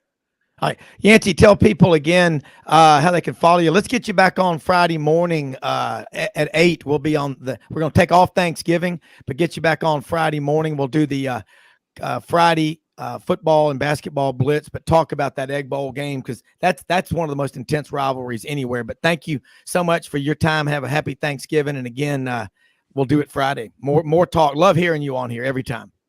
You bet, guys, and may all your listeners have a blessed day. Y'all take care. All right, and listen to him. You too. Listen to Yancy Porter tonight, Rebel Yell Hotline, Sports 56 WHBQ in Memphis, and Super Talk Mississippi. Let's head over to Coastal, ESPN Coastal, Savannah, native of Swainsboro, Georgia. One of the tough guys, good guys, Gator All-American for Steve Spurrier and Ron Zook.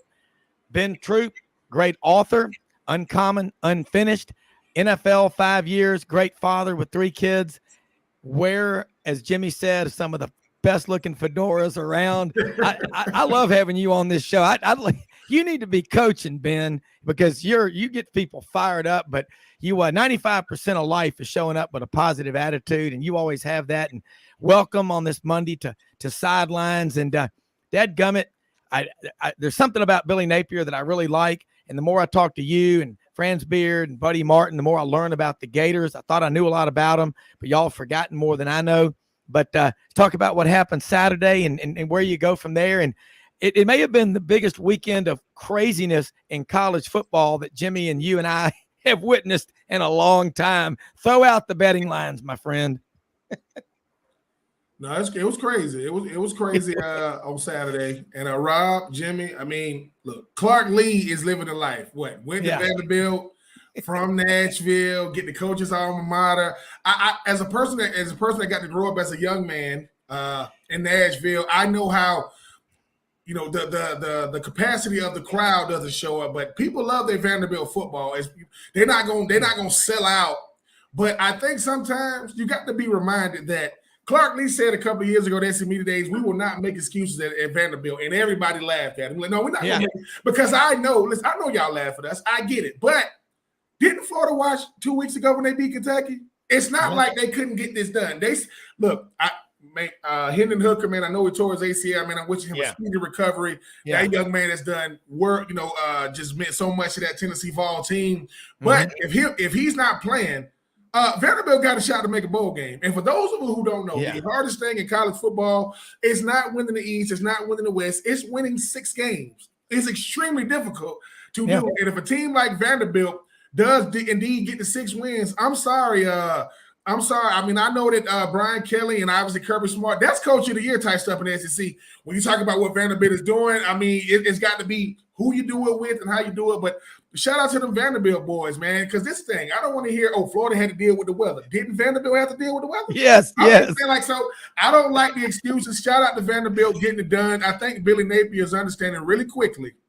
It's a week-by-week litmus test. You got to do it every week because I don't even know if Texas A&M is a good win in 2022 because seemingly everybody has beat them. And I know that, so the almost games like almost playing well against Georgia, almost playing well against LSU. No, man, you've lost to everybody in the East, not named Mizzou and South Carolina. And I didn't see South Carolina doing what they was doing to Tennessee, but shout out to Vanderbilt. I'm not going to be the one to say, is it unusual? My mama went to a wedding on Saturday because she was like, well, I know Florida going to win. And when I called her after the game, she said, what? I said, yeah, mama. I said the craziest thing in the game was not the fact that Florida lost, the fact that Anthony Richardson threw the Hail Mary in the stands. Like, I'm still trying to figure out football awareness just ain't there sometimes, and I don't want to hear about all the backups. You lost to Vanderbilt. If Vanderbilt's eating Gator on this Monday, hey, man, shout out to him, man, because sometimes the brand of one team just supersedes the play of the other team, and the brand didn't win out on Saturday. Shout out to the Vanderbilt boys. Yeah, you got to show up ready to fight every time because if you get sucker punched and you're not able to get up off the ground quick enough, they'll hit you again. And if they're a wrestler, they'll put you in a chokehold. I mean, that game Saturday was – you're right. And Jimmy, you may agree with this. I'm with Ben. Your coach of the year, if Vandy beats Tennessee Saturday, Joe Milton, who's from Pahokee down in the muck, down in Florida, Lake Okeechobee, played at Michigan, came to Tennessee, was starter, and then Hendon Hooker got the job. But Joe has been there. He's got a cannon for an arm, but like Anthony Richardson, you know, he's got to learn to hit those short and intermediate passes. We're going to talk a lot more with Ben Troupe after this quick message on the Monday College Football and Basketball Blitz.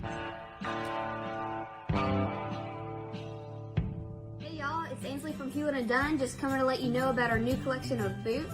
It's going to be our dress boots. They're the horsepower collection, and they're genuine exotic leathers and really comfortable. Comes in all different sizes and patterns, so come check them out.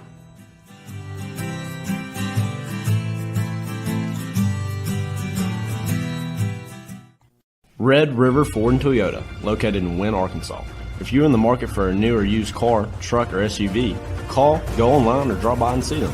Located 45 minutes from Memphis, go off the 4-city exit on I-40 and go north about 15 minutes on Highway 1. Easy to work with and still believe in customer service. If you live out of town, they will deliver your vehicle to you.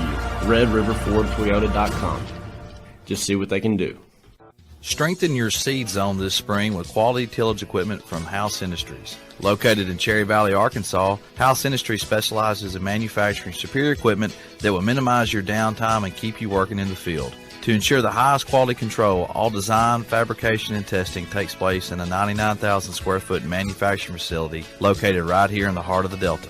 Locate your nearest House equipment dealer online at houseindustriesinc.com. House Industries, breaking ground.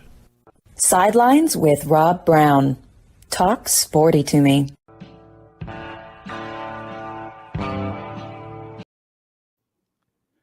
All right, Rob Browne back here with Ben Troupe, Jimmy Hodge. And Ben, you look now, Florida State's playing some really good football.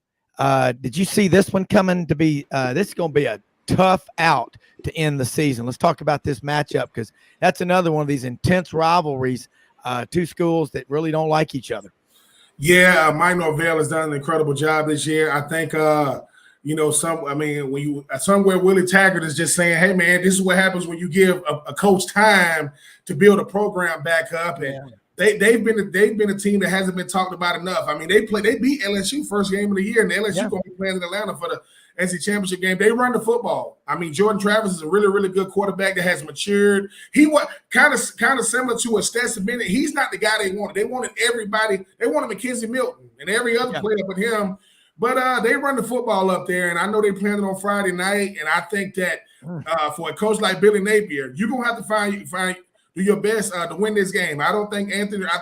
I mean, I'm not trying to do no breaking news, but I think it's going to be Anthony Richardson's last game at Florida. I don't see him coming back this year. But you want to put out a good showing. The two best games of the year and the best recruiting days of the year for Florida is in Jacksonville and in Tallahassee. Your games this year in Tallahassee. You don't want to get ran off the field. You don't want it to make it much ado about nothing, because I think this Florida State team has really, really grown up. A lot of those guys have never been to a bowl game yet. Think about it. I'm going to Florida State, and I haven't been to a bowl game like the last 3 or 4 years. I think it's going to be a very, very compelling game. But I think for a guy like Mike Norvell, he just wants to keep just stacking wood. And for Billy Napier, you're going to have to go out there and have a bounce-back game, because you lose 2 in a row, one to Vanderbilt and one to Florida State. That's not going to make for a good bowl game or a good offseason.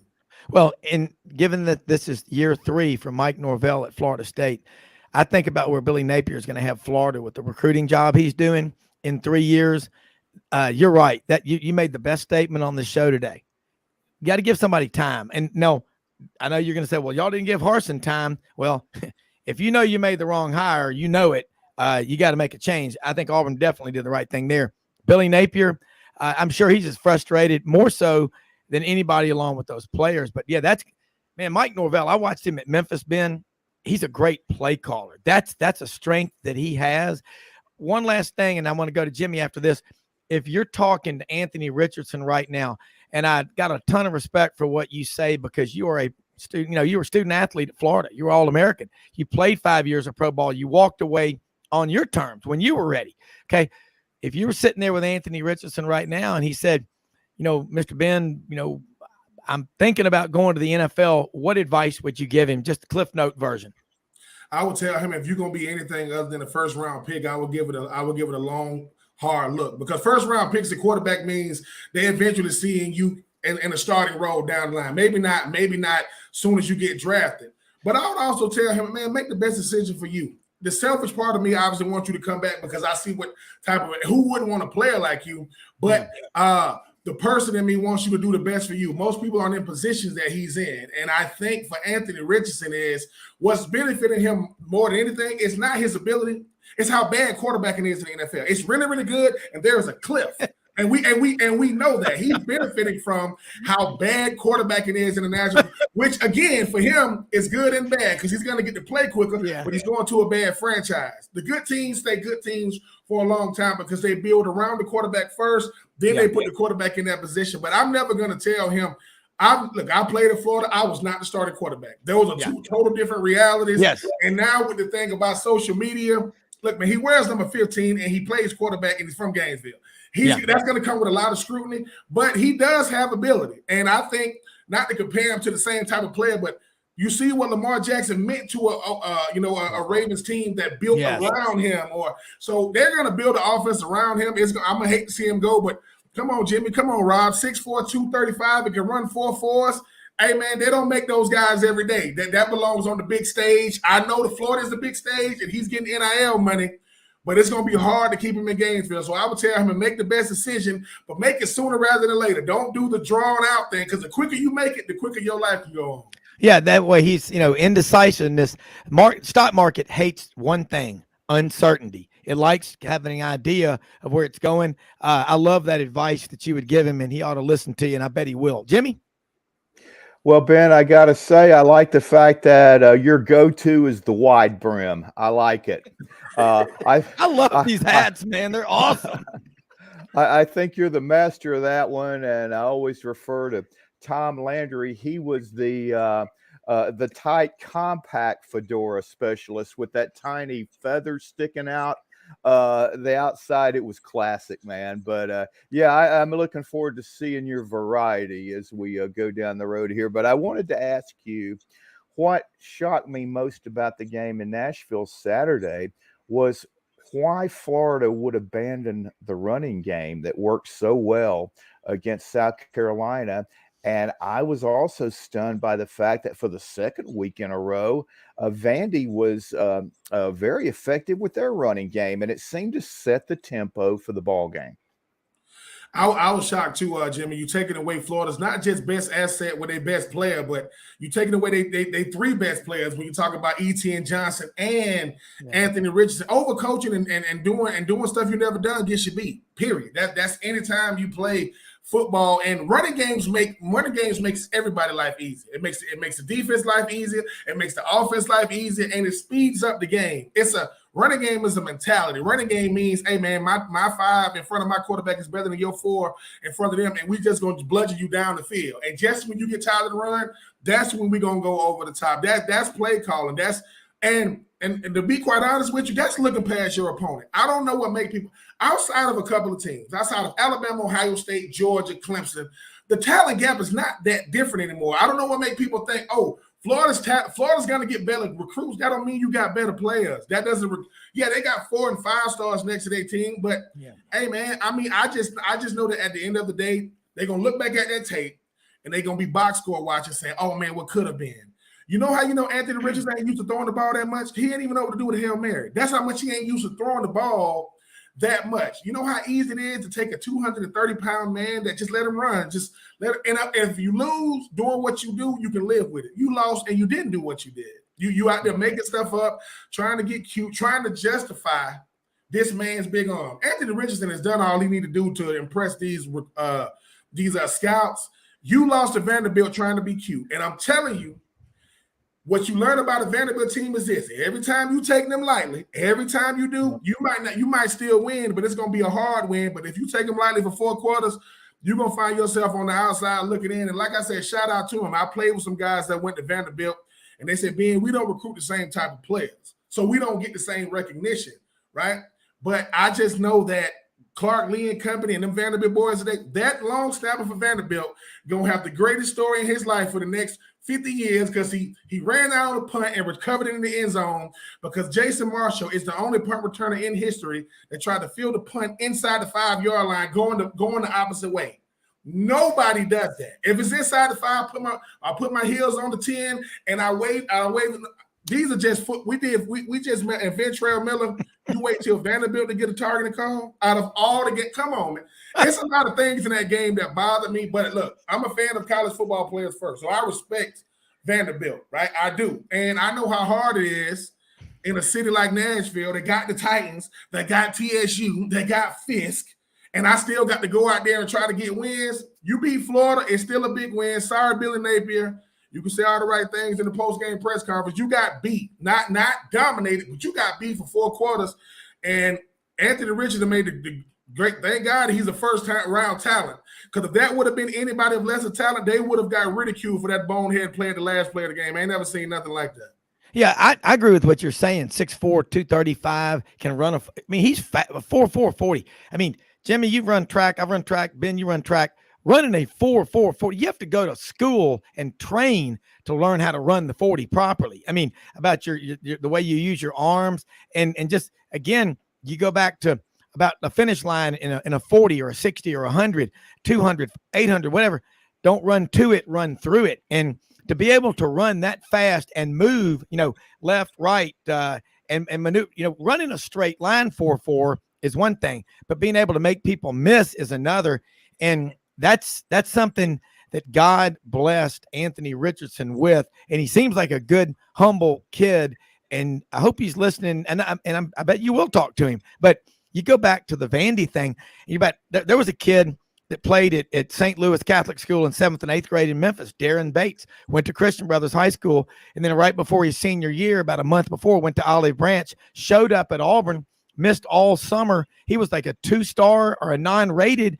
But he worked out on his own, an incredible work discipline, gets down to Auburn, and in his first few practices, they're like, I don't think he can play ball at this level. Then he goes and studies tape with the coaches.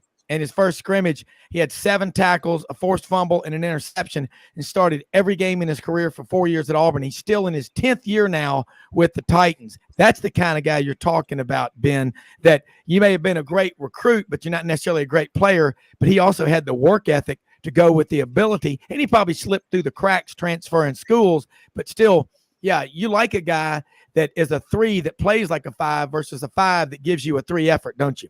I do always. I mean, I never ever got caught up in these rankings. I think that's the first thing that's ruining a young man because you getting caught up in the hype. You don't even control how many stars you are. It's publication that decide. I mean, Deion Sanders said I could make a call to have a kid go from 4-star to 5-star because it's me. But when I think about Vanderbilt, it ain't the Jay Cutlers of the world, man. They got like Cunningham and those type of like defensive players that still really, really good in the NFL. I mean, Javon Hay. I played with Javon Hay when I was with the Tampa Bay Buccaneers. You have some really, really good hard-nosed players. It's because of where they play, not how they play. Because at the end of the day, if Cunningham plays at anywhere other than Florida, he's a first-round pick. He only didn't go that high because of where he went. Vanderbilt don't lack talent, man. They've never lacked talent. And I think sometimes we need to quit looking at Vanderbilt as, that's just Vanderbilt. Because people say, well, Vanderbilt can't beat Georgia. Well, who can? Who can beat Georgia right now? And I think that, no matter what, Florida, Kentucky's, and the Tennessee's, we're not too many years removed. I know the Hendon Hooker been there for 2 years. We're not too many years removed. Vanderbilt was dominating Tennessee for years. And all of a sudden, people are like, whoa, it's not supposed to be going like this. It's supposed to be going the other way. But shout out to Vanderbilt, because like I said, the last thing you want from Vanderbilt is to be middle of the pack type team every year, because those recruits that they used to lose, they'll start going to Nashville. If you beating Florida and Kentucky regularly, Florida will lose out on those guys, because at the end of the day, the pressure isn't the same at Vanderbilt, even if the games are still big games. Yeah, and you can look at Clark Lee and that staff, a guy, Barton Simmons, who was a recruiting guru for a long time, played high school ball at NBA with Clark Lee, was an all Ivy League safety at Yale, very smart football mind. And you think about guys in the NFL, Bobby Beathard, and you think about the people with the 49ers for a long time that were, think about, golly, think about the Cowboys, what they did building with a computer before anybody else did it. And they built a dynasty by taking computers and analyzing players. Gil Brandt, I mean, I was sitting next to him in the press box at Bryant's 315th game. I was a kid working as an intern for Auburn, and there he is, Gil Brandt, the guy. And, you get the right people that know how to analyze players, Ben, and then you combine effort with it. And Jimmy talked about Tom Landry, who was a defensive back at Texas. Look at the success he had. It's about, and it's also about the matchups, Ben, on game day, not on paper, but on game day. It is, and it's about the buy-in. I think once you get players that buy into what you're trying to do, you got to let them know where they are and what the expectation is. What people don't like to talk about with Vanderbilt, different than any other school, Vanderbilt's workload away from the field is that of Georgia Tech and Duke. That workload, the academic aspect of it is through the roof. So when people say, well, why don't you go to Vanderbilt? To be quite honest with you, they're like, look, man, I'm looking at your grades for real coming out of high school, saying, can you handle the workload when you're not on the field? And like I've never been the type player that did this whole hierarchy thing. I've never been the type player that said, they only go to Vanderbilt. Let me tell people something. If Vanderbilt wasn't the SEC, they would dominate another conference. Make no mistake about it. They're just in the SEC, and it's hard to win, especially when best facilities, best coaches, best resources, that stuff matters. But when but people it's not about what you've done, it's what you're doing. And right now, they 2-2 in the SEC, 2-0 in the SEC East with Kentucky and Florida. And if they do the unthinkable, go 3-0 to close out the season to make a bowl game, whoever they probably go to the Music City Bowl just to save money if they do make a bowl game. Hey, man, whoever get to play them in Nashville, if they do go to a bowl game, look out, man. Don't give me that, we didn't want to be in the bowl game if Vanderbilt beats you. You don't get to make that excuse that they beat you, because they will have Florida, Kentucky, and potentially Tennessee to end the season. Most teams in their wildest dream would love to have a 3-0 schedule at the end of the season, to end the season like that. Yeah, Jimmy, we got about 2 minutes left with Ben Troupe on this Monday. Great stuff. Well, I think it can be pointed out that Vandy beat Georgia in Kirby Smart's first year in Athens in 2016.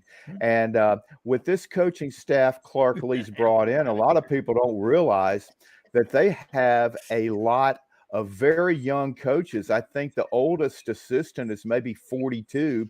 And what a lot of people don't realize is that many of them have extensive NFL experience. So they're teaching these players the latest techniques.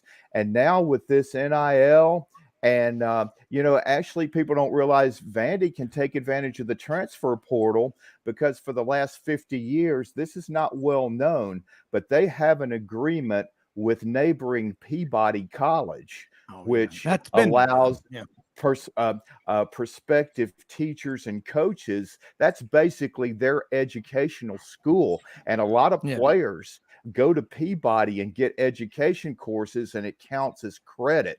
So that really gives Vandy an advantage that a lot of people don't realize. But what they're doing there, is really impressive. But you talk about the play Richardson made at the end of the game. I can remember in the opening game 3 years ago, Auburn and Oregon at Jerry World, Justin Herbert, who was maybe the fourth player picked in the NFL draft, and he's had a great early career with the Chargers. On the exact same situation, he threw the ball 10 yards out of the end zone. Sometimes you just cannon. You don't get it. But I do think that Richardson does need to come back for another season, because if he did, he would be a definite first round pick, and that would make him maybe 25 million extra bucks. I think he's still kind of a work in progress with just 11 games as a starter with the new coaching staff. Yeah, I do too. Ben, look, I mean, this gonna be a fun one to watch, see what happens. But look, love having you on here. Every time you're on, learn more and more. And hey, most often we see the face of Christ in the least among us. Go out and help somebody with the expectation of getting nothing in return. Ben, tell people how they can follow you and get your book for Christmas. Always go to BenTroupe84.com to get my book, Uncommon Unfinished. It's over a year old now. I'm at BenTroupe84 on all social media platforms. And like I say, Rob, Jimmy, I always appreciate coming on with you guys. Never, ever thought that, listen, to me coming on the show, meaning that Vanderbilt going to be beating my Florida Gators, I'm going to have to do something. We're going to have to do the Rob Browne at night show, because this ain't going to work. Hey, let me tell you, Ben, have a great Thanksgiving, though, for you and your family. And God bless all of y'all. And again, thanks for coming on. But love your insight. But more than anything, you've been there. And what you say carries a lot of weight, like the old E.F. Hutton commercials. When you're on wearing those hats, the fedoras, you're first class, and what you say carries a lot of weight. But until tomorrow, everybody, we're out of here. Have a great day. Thanks for listening.